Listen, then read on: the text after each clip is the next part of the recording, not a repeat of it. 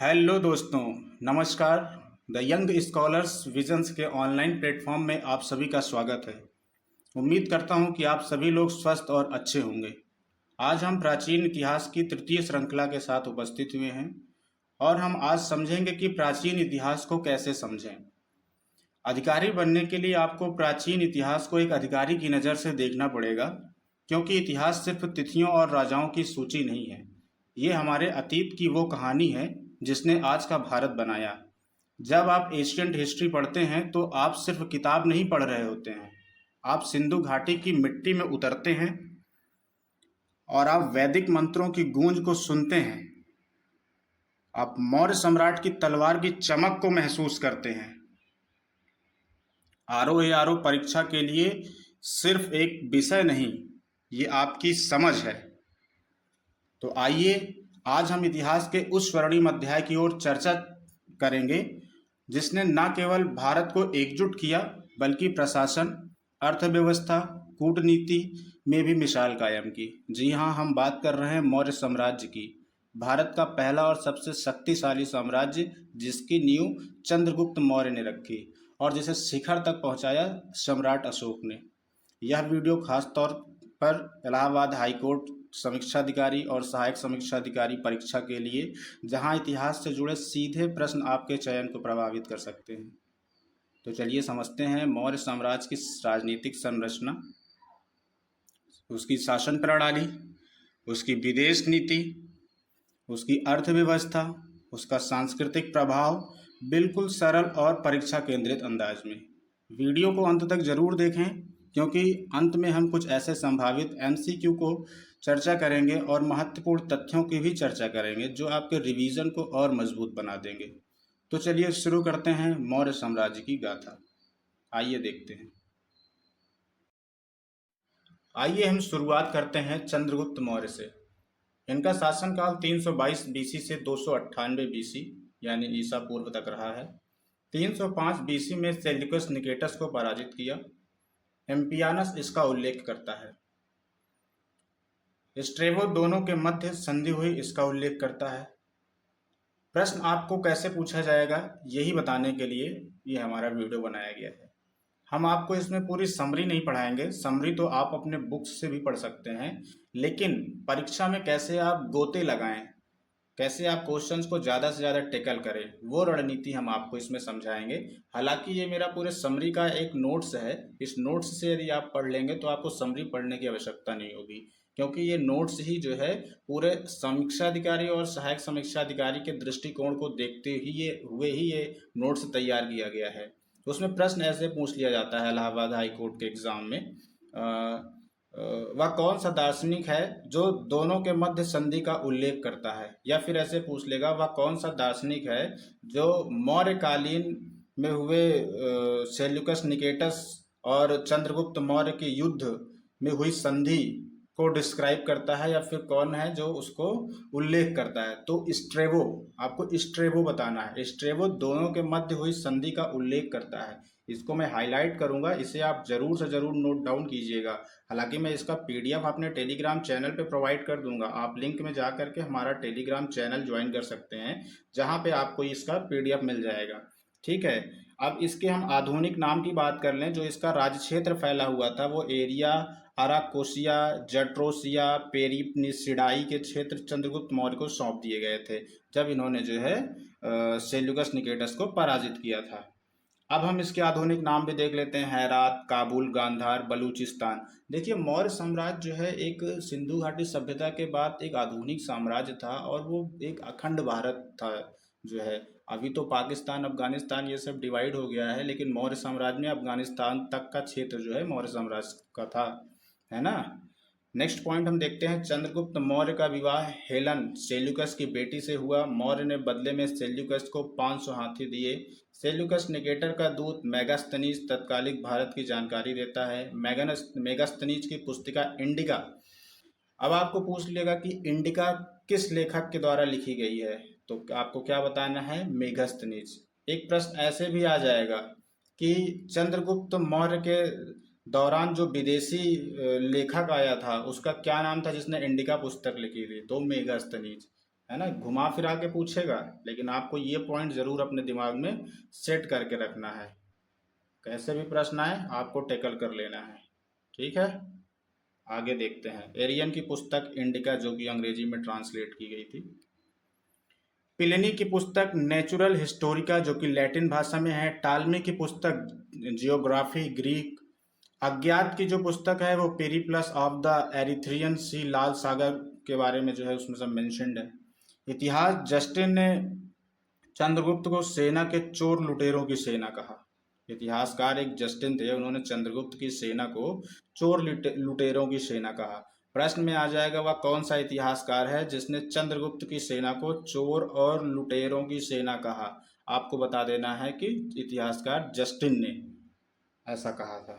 ठीक है, इसको भी मैं हाईलाइट कर रहा हूँ, जिससे आप नोट कीजिएगा। इसमें ज़्यादातर चीज़ें मैं आपको हाईलाइट करूँगा क्योंकि ये नोट्स बनाया ही गया है उसी लिए, जिससे आपको जो है पूरी समरी पढ़ने से सिर्फ समझ विकसित होती है, लेकिन उस समरी से हमें क्या क्या चीज़ें कैप्चर करना है वो आपको इस वीडियो में सीखने को मिलेगा। 298 बीसी भद्रबाहु के साथ दक्षिण भारत में श्रवण बेला गया, संलेखना संथारा द्वारा प्राण त्याग दिया गया। कौन? चंद्रगुप्त मौर्य। तो चंद्रगुप्त मौर्य के बारे में हमें सिर्फ 2-3 पॉइंट याद रखने हैं। पहला पॉइंट यह है कि चंद्रगुप्त का विवाह जो है हेलन सेल्यूकस की बेटी के साथ हुआ था। दूसरा यह है कि उसके शासनकाल में जो मेगस्थनीज आया था उसने इंडिका नामक पुस्तक की रचना की। फिर आपको तीसरा पॉइंट याद रखना है कि इतिहासकार जस्टिन ने चंद्रगुप्त की सेना को लुटेरों की सेना कहा है। ठीक है, फिर उसके बाद लास्ट में इनकी 298 बीसी में मृत्यु हो जाती है। ये भद्रबाहु के साथ चले जाते हैं दक्षिण भारत में श्रवण बेला, और संलेखना संथारा द्वारा इनका प्राण त्याग दिया जाता है। मैंने आपको जैन धर्म में ये चीज़ें बताई थी कि जो संलेखना पद्धति होती है उसमें जो है बिना कुछ खाए पिए प्राण त्याग दिए जाते हैं, उसमें जो है भूखा रहना पड़ता है, फिर वो प्राण त्याग देते हैं। हालांकि अब ऑनेबल सुप्रीम कोर्ट जो है इस पर रोक लगा दिया है, अब इस तरीके से कोई जो है अपनी मृत्यु नहीं ले सकता है या नहीं कर सकता है। ठीक है, अब हम बात करते हैं बिंदुसार की। बिंदुसार का समय काल है 298 से 273 बीसी तक। बीसी का मतलब होता है ईसा पूर्व। प्रथम सिजेरियन बेबी जिसको कहते हैं। तिब्बत के इतिहासकार तारानाथ ने इसे महान शासक बताया। साहित्य में इसे अमित्रघात कहते हैं। तो साहित्य में अमित्रघात किसको कहते हैं? बिंदुसार को। ये बहुत ही अच्छा है, इसको आप नोट करिए, मैं इसे हाईलाइट कर रहा हूँ, इसे आप नोट कीजिए। ये आपके प्रश्न पत्र में आया भी है। अमित्रघात किसे कहते हैं? तो अमित्रघात बिंदुसार को कहते हैं। और बिंदुसार जो है वो चंद्रगुप्त मौर्य का लड़का है। ठीक ना। यूनानी इतिहासकार इसे अमित्र चेडस कहते हैं। दो दूत इसके दरबार में आए, डाइमेकस और डायनोसिस। ये भी पूछ लेगा कि बिंदुसार के शासनकाल में वो कौन से दो दूत हैं जो इनके दरबार में आए थे। तो उन दोनों दूत के नाम आपको याद रखना है, डायनो डायनेमेकस और डायनोसिस। ठीक है, ये दोनों आपको याद रख लेना है। आइए आगे देखते हैं। फारस के शासक ने 3 वस्तुओं की मांग की थी, मीठी शराब, सूखे अंजीर और दार्शनिक। तो हालांकि आजीवक संप्रदाय का यह अनुयायी था, तो इसने जो है मीठी शराब भिजवा दिया और सूखे अंजीर भिजवा दिया। दार्शनिक इसने नहीं भिजवाया था। ठीक है, फारस के शासक ने दार्शनिक जो है इनको बिंदुसार को नहीं दिया था, क्योंकि जो है दार्शनिक का मतलब होता है कि फिर गुलामी वो आके यहाँ करता, इसलिए जो है उसने मना कर दिया। बोला हम दार्शनिक आपको नहीं प्रोवाइड करेंगे, मीठी शराब भेज देंगे और सूखे अंजीर के मेवे वगैरह जो होते हैं वो सब भेज देंगे। तो बिंदुसार के दरबार में फारस के शासक ने सिर्फ 2 ही चीज़ें भेजी थी, मीठी शराब और सूखे अंजीर। हालांकि बिंदुसार ने दार्शनिक की भी मांग किया था, लेकिन फारस के शासक ने मना कर दिया था। यह आजीवक संप्रदाय का अनुयायी था। ये चीज़ें आपको ध्यान रखना है। अब हम बात करते हैं अशोक की। माता माता सुभद्रांगी, जिसको धर्मा भी कहते हैं, पत्नी देवी, अन्य पत्नी कारुवकी, पुत्र महेंद्र, पुत्र तिवर, है ना, पुत्री संघमित्रा। 273 ईसा पूर्व सत्ता ग्रहण किया। देवनावय पियदसी मतलब देवों का प्यारा। अशोक को हमेशा देवों का प्यारा कहा जाता था।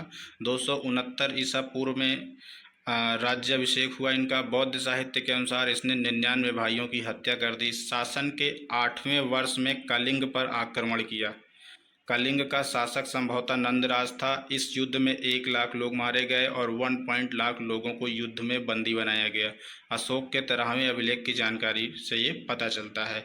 यह जानकारी खारवेल के हाथी गुम्फा अभिलेख से मिलती है। खारवेल चेदी वंश का शासक था। इस युद्ध के बाद अशोक का हृदय परिवर्तन हो गया। अशोक ने युद्ध घोष के स्थान पर धम्म घोष को अपनाया। शासन के 14 वर्ष में धम्म मात्र नियुक्त किया। धम्म महा मात्र का मतलब होता है जैसे ब्राह्मणों में पुजारी होते हैं हिंदू धर्म में, वैसे बुद्ध में जो है धम्म महापात्र होते हैं। धम्म एक आचार संहिता थी। महापात्र जो है उस आचार संहिता का जो एक फॉलोअप कराता है व्यक्ति, उसी को महापात्र कहते हैं। अशोक का व्यक्तिगत धर्म। आरंभ में अशोक शैव था। कल्हड़ अपनी पुस्तक राज तरंगिणी में इसकी जानकारी देता है। श्रीनगर को अशोक ने बसाया था। अब पूछ लेगा प्रश्न को, श्रीनगर को किसने बसाया था? तो अशोक ने। इसकी जानकारी कहाँ से मिलती है? राज तरंगिणी पुस्तक से। ये चीज़ें आप नोट कर लीजिए, ये आपके प्रश्न में आने के चांसेस हैं। फैक्ट को आप ज़्यादा फोकस करिए। कंसेप्चुअल आपको पढ़ना है लेकिन ज़्यादातर फैक्ट्स पर फोकस करना है। अशोक ने बाद में बौद्ध धर्म अपनाया। बाबू शिलालेख जो कि वैराट की पहाड़ियाँ, इसकी जानकारी मिलती है। इसमें लिखा हुआ है धम्म संघ व बुद्ध के शरण में जाने की बात कहता है। महावंश एवं दीपवंश के अनुसार निग्रोध सुशीम का पुत्र ने बौद्ध धर्म में अशोक को दीक्षित किया। मोगलीपुत्र तिस्स से प्रभावित हुआ। अब ये मोगलीपुत्र तिस्स आपको मैं बता दूं, ये बौद्ध संगीत के तृतीय अध्यक्ष थे। जो बौद्ध संगीत हुई थी 251 BC में, उसमें उसकी जो अध्यक्षता कर रहे थे वो मोगलीपुत्र तिस्स थे, है ना। और उस समय के शासनकाल में अशोक हैं, वो आप पढ़ ही रहे हैं, है ना। तो ये वही मोगलीपुत्र तिस्स हैं। दिव्य वदान के अनुसार उपगुप्त ने अशोक को दीक्षित किया। शासन के 10 वर्ष में बोध गया की यात्रा की। शासन के 20 वर्ष में लुम्बिनी की यात्रा की। अशोक ने भू राजस्व का 1/6 से घटाकर 1/8 कर दिया। यह जानकारी रुमिन्नदेई अभिलेख में मिलता है, जो कि रुमिन्नदेई अभिलेख अभी वर्तमान के नेपाल में है, अपने भारत में नहीं है। ठीक है, तो प्रश्न आपको आ जाएगा, अशोक ने भू राजस्व 1/6 से घटा करके 1/8 कर दिया, इसका विवरण किस अभिलेख में मिलता है? 3-4 ऐसे विकल्प रहेंगे जिसमें से एक रुमिन्नदेई अभिलेख भी लिखा रहेगा। तो आपको रुमिन्नदेई अभिलेख पे क्लिक करके चले आना है या टिक लगा के चले आना है और आपको जो है 2 नंबर आराम से मिल जाएंगे। ठीक, इसको हाईलाइट कर रहा हूँ, नोट डाउन कीजिएगा आप। अशोक का धम्म। अशोक ने अपनी प्रजा के नैतिक उत्थान के लिए जिन नियमों की संहिता प्रस्तुत की उसे धम्म कहा गया।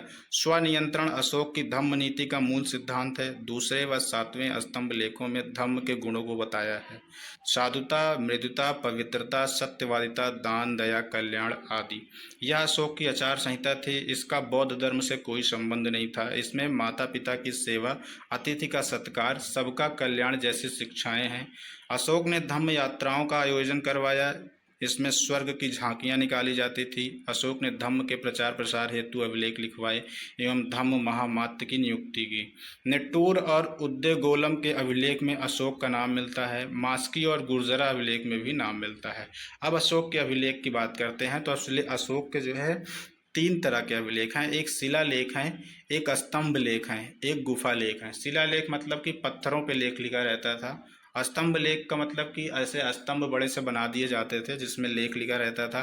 गुफा लेख का मतलब कि एक ऐसे गुफा टाइप का होता था कुछ घर वर, वहाँ पे जो है लेख लिखे रहते थे। शिलालेख को 2 भागों में डिवाइड किया गया है, एक बृहद दूसरा लघु। स्तंभ को भी जो है बृहद और लघु में डिवाइड किया गया है। टिफेंथेलर ने 1750 में खोज की ये सब चीज़ों को, लेख जो लिखे हुए हैं इन सब लेखों की खोज जो है 1750 में टिफेंथेलर ने किया था और 1837 में जेम्स प्रिंसेप ने इसको पढ़ने में सफल रहा।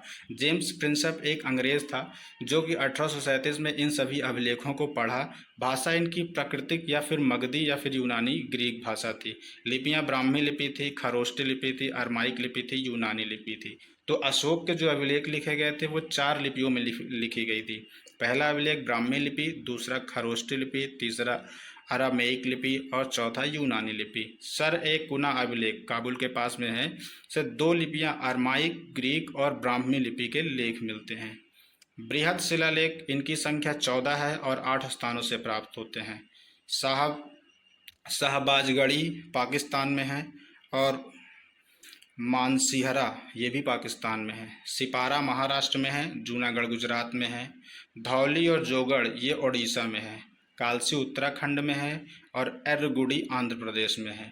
धौली एवं जोगढ़ के अभिलेखों में 13वां अभिलेख पृथक है। इस पृथक कलिंग प्रज्ञापन कहते हैं। तो मतलब जो धौली और जोगढ़ जो कि आपको उड़ीसा में है और ये उड़ीसा में है, इस पृथक कलिंग प्रज्ञापन को जो है दर्शाया गया है, जिसमें 13वें अभिलेख को पृथक है। पृथक मतलब अलग है। इसमें 14वें अभिलेख में अशोक ने प्रजा को अपनी संतान कहा है। 13वें अभिलेख में कलिंग युद्ध का वर्णन मिलता है। 13वां अभिलेख ये वही है, धौली एवं जोगढ़ का, जो उड़ीसा का अभिलेख है, ठीक है, जिसे कलिंग प्रज्ञापन कहते हैं। तो कलिंग प्रज्ञापन का मतलब कलिंग युद्ध का वर्णन किया गया है उसमें, ठीक है। लघु शिलालेख, इसमें अशोक की व्यक्तिगत जानकारियां मिलती हैं। मास्की, गुर्जरा, उद्देगोलम, निट्टूर, इसमें अशोक के नाम का उल्लेख मिलता है। अन्य अभिलेखों में अशोक की उपाधि देव नाम प्रिय का उल्लेख मिलता है, जो कि देवों का प्रिय कहा जाता है। भाब्रू बृहत स्तंभ लेख अभिलेखों की संख्या 7 है या 6 स्थानों से प्राप्त होती है। पहला है प्रयाग प्रशस्ति, यह मूल रूप से कौशाम्बी में था, अकबर ने इसे प्रयाग में स्थापित करवा दिया। अशोक, रानी, समुद्रगुप्त, बीरबल और जहांगीर। फिर आता है टोपरा। टोपरा में स्थित फिरोज तुगलक ने इसे दिल्ली में स्थापित करवाया। जो टोपरा का अभिलेख था वहाँ से उठा के दिल्ली में करवाया फिरोज तुगलक ने। इस पर पूरे 7 अभिलेख मिलते हैं। 7वें अभिलेख में जैन धर्म एवं आजीवक धर्म की जानकारी मिलती है। मेरठ दिल्ली अभिलेख मूल रूप से मेरठ में था, फिरोज ने इसे दिल्ली में स्थापित करवाया। लौरिया अर्राज, लौरिया नंदगढ़, रामपुरवा, ये बिहार में तीनों अभिलेख हैं।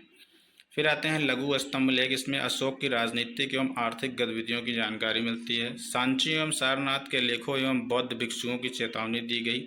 रुमिन्यदेही अभिलेख में आर्थिक जानकारी मिलती है। अब आते हैं गुफा लेख या फिर गुहा लेख। बराबर की गुफाओं में लेख मिलते हैं। उदयगिरी की पहाड़ियों में कुछ गुफाओं के लेख मिलते हैं। कर्ण चौपड़ गुफा, सुदामा गुफा। फिर आते हैं बृहदत्त। अंतिम मौर्य शासक बृहदत्त था, जो कि 185 ईसा पूर्व था। सेनापति पुष्य शुंग मित्र ने इसकी हत्या कर दी थी। इसके बाद शुंग वंश की स्थापना होती है, ठीक है। तो मौर्य काल का सबसे अंतिम शासक कौन था? बृहदत्त था। प्रश्न आ जाता है आपके पेपर में कि मौर्य काल का सबसे अंतिम शासक कौन था? तो बृहदत्त था। अब हम लोग जो है मौर्यकालीन प्रशासन की बात करते हैं। मौर्यकालीन प्रशासन में सम्राट सभी शक्तियों का केंद्र होता था। पूरी शक्तियों का केंद्र सम्राट होता था, वहाँ पे विकेंद्रीकरण नहीं था। केंद्रीकृत वंशानुगत राजतंत्रात्मक शासन व्यवस्था थी। कौटिल्य ने राज्य की सप्तांग विचारधारा को प्रतिपादित किया। राज्य के 7 अंग हैं: राजा, अमात्य, जनपद, दुर्ग, कोष, दंड, मित्र। मंत्रीगण, वरिष्ठ मंत्रियों को मंत्री कहा जाता था। इनकी संख्या 3 से 4 होती थी। तीर्थ, अर्थशास्त्र के अनुसार मौर्य काल में उच्च अधिकारी तीर्थ कहलाते थे। प्रश्न आ जाएगा ऐसे ही कि मौर्य काल में तीर्थ किसको कहते थे? तो मौर्य काल में जो उच्च अधिकारी थे उनको तीर्थ कहते थे। 18 तीर्थों की चर्चा मिलती है, जिन्हें महापात्र भी कहते थे। तो इसको आप नोट डाउन कर लीजिए, मैं हाईलाइट कर रहा हूँ, यह आपके लिए अच्छा है। पुरोहित, पहले तीर्थ थे पुरोहित, जिनको प्रमुख धर्माधिकारी या फिर प्रधानमंत्री कहते थे। दूसरे थे समाहर्ता, जो कि राजस्व अधिकारी हैं। तीसरे हैं सन्निधाता, जो कि कोषाध्यक्ष हैं। चौथे हैं सेनानी, जिसको कि सेना नायक कहते हैं। 5वें हैं दंडपाल, सेना की सामग्री जुटाने वाला अधिकारी। 6वें हैं अंतपाल, सीमावर्ती दुर्ग की रक्षक करने वाले अधिकारी। 7वां है आंतुवेरसिक, सम्राट के अंगरक्षक, सेना का प्रधान। 8वां है आटविक, वन विभाग का प्रधान अधिकारी। और 9वां है युवराज। तो हमें इन 9 तीर्थ को जो है ध्यान में रखना है। मैं इसको भी 9 को हाईलाइट कर रहा हूँ, क्योंकि ये आपके प्रश्न में आ सकता है। ये आप ज़रूर याद कर लीजिएगा, मैच करने के लिए आ जाएगा। एक तरफ जो है इनका विवरण दिया रहेगा और दूसरी तरफ जो है पुरोहित का नाम दिया रहेगा, जैसे सन्निहर्ता उधर दे दीजिएगा कोषाध्यक्ष, इधर सेनानी उधर दे देगा सेना नायक। तो आपको मैच करना रहेगा, ऐसे मैच करने वाले प्रश्न इससे बन जाएंगे मौर्यकालीन से। तो इसको आप जो है ध्यान में रखिएगा, मैंने नोट डाउन कर दिया है, आप भी नोट कर लीजिए। अध्यक्ष विभागों के प्रमुख को अध्यक्ष कहा जाता था, जिनकी संख्या 26 होती थी। सीमा अध्यक्ष किसको कहते थे? भूमि अधिकारी को। लवणा अध्यक्ष किसको कहते थे? नमक अधिकारी को। ऐसे वर्ड को आप निगेटिव सेंस में मत लीजिएगा। केमिस्ट्री में आप लवण पढ़ते हैं, उसका मतलब होता है नमक, है ना, तो उसके अधिकारी को जो है लवणा अध्यक्ष कहते हैं। मुद्रा अध्यक्ष जो है वो पासपोर्ट अधिकारी हैं। फिर उसके बाद पौतवाध्यक्ष माप तौल का अध्यक्ष है। इस तरीके के सारे अध्यक्षों की यहाँ पे इंगित किया गया है, आप इसको देख लीजिएगा। इसके नोट्स मैं टेलीग्राम पे प्रोवाइड कर दूंगा, वहाँ पे आप अच्छे से पढ़ लीजिएगा, ठीक है। अब प्रांतीय प्रशासन की बात करते हैं तो मौर्य साम्राज्य में 5 प्रांतों में विभक्त था। चंद्रगुप्त के समय 4 प्रांत राजधानी, जैसे उत्तरापद तक्षशिला, दक्षिणापद सुवर्णगिरी, अवंती उज्जैनी, प्राची पाटलिपुत्र, ये सब प्रांत थे और वे सामने की उसकी जो है वो राजधानियां हैं। तो उत्तरापद जो है उसकी राजधानी तक्षशिला थी, दक्षिणापद क्या है उसकी राजधानी सुवर्णगिरी थी, अवंती उसकी राजधानी उज्जैनी थी, प्राची उसकी राजधानी पाटलिपुत्र थी। अशोक के समय 5वां कलिंग राजधानी जिसकी तोसली थी। शाही परिवार के सदस्यों को ही प्रांतपति नियुक्त किया जाता था। सैन्य व्यवस्था, सेना बड़े आकार तथा संगठित। चाणक्य ने चतुरंग बल यानी कि पैदल, सैनिक, घुड़सवार, हाथी व युद्ध रथ के सेना को प्रमुख बताया। जस्टिन जो कि इतिहासकार था ने चंद्रगुप्त की सेना को डाकुओं का गिरोह कहा, मैंने पहले ही हाईलाइट करा दिया है। इंडिका के अनुसार 6 लाख पैदल सैनिक थे इनके पास, 50,000 अश्वरोही थे जो घोड़े से चलते थे, 9,000 हाथी थी और 800 इनके पास रथ थे। अब हम बात करते हैं इनकी न्याय व्यवस्था की। अभी हमने सैन्य व्यवस्था की बात किया। न्याय व्यवस्था में क्या है कि राजा प्रमुख न्यायाधीश होता था। न्यायालय 2 प्रकार के होते थे। पहला होता था कंटक शोधन जो कि फौजदारी मामले देखते थे, दूसरा होते थे धर्म स्थनी जो कि व्यवहारिक मामले देखते थे। अच्छा, इन सब का जो न्याय का फैसला करता था वो राजा ही करता था, मतलब अशोक करते थे। प्रमुख गुप्तचर विभाग, सर्प महामात्य गुप्तकरों का गूढ़ पुरुष कहा जाता था। संस्था इनके पास 2 थी, एक संचार एक संस्था। संस्था अस्थायी थी और संचार गुमक्कड़ थी। गुप्तचर का काम ये होता था, जो संचार थी वो घूम घूम के सूचनाएं इकट्ठा करती थी, जो संस्था होती थी वो कुछ जगह जा कर के ठहर करके जो है अपनी चीज़ों को देखते थे और अपने अकॉर्डिंग इंफॉर्मेशन कलेक्ट करते थे। गुप्त विभाग को महामात्य सर्प कहते थे, है ना, तो गुप्तचर विभाग को महामात्य सर्प कहते थे, इसको भी आप नोट डाउन कर लीजिएगा। आर्थिक व्यवस्था की हम बात करते हैं। मौर्यकालीन में आर्थिक व्यवस्था कृषि, पशुपालन, व्यापार, वाणिज्य आधारित अर्थव्यवस्था थी, जिन्हें संयुक्त रूप से वार्ता कहा जाता था। हाँ, भू राजस्व की दर 1/6 थी। यूनानी लेखकों के अनुसार 1/4 वसूला करते थे। भाग व बलि भू राजस्व को कहते थे। तो भू राजस्व यानी जो टैक्स था उसको भाग कहते थे और बलि कहते थे। इन दोनों से जो है हम भू राजस्व को बुलाते थे या कहते थे। किसानों को उपवास व क्षेत्रक कहा जाता था। सिंचाई कर को सेतुबंद कहा जाता था। मौर्यकालीन में सिंचाई कर को क्या कहते थे? पेपर में आ जाएगा, मौर्यकालीन में सिंचाई कर को क्या कहा जाता था? तो सेतुबंद कहा जाता था। ठीक, अब हम आगे देखते हैं। चंद्रगुप्त मौर्य के गवर्नर पुष्यगुप्त वैश्य ने सौराष्ट्र में सुदर्शन झील का निर्माण करवाया था। सीता भूमि से 1/2 कर वसूला जाता था। बेगार प्रथा की विष्टि कहते थे। दासों का प्रयोग बड़े स्तर पर कृषि में किया जाने लगा। सिक्के जो हैं सुवर्ण सिक्के, निष्क जो कि सोने के ही, निष्क सोने को ही कहते हैं, सोने के सिक्के, कापाषाण, भाषक, तांबा, ककनी। मौर्य काल के सिक्के आहत सिक्के हुआ करते थे। कोई भी व्यक्ति 13.50 यानी कि 13.5 कर देकर सिक्के बनवा सकता था। वह यह कार्य लवणा अध्यक्ष की देखरेख में होता था, लक्षणा अध्यक्ष की देखरेख में होता था।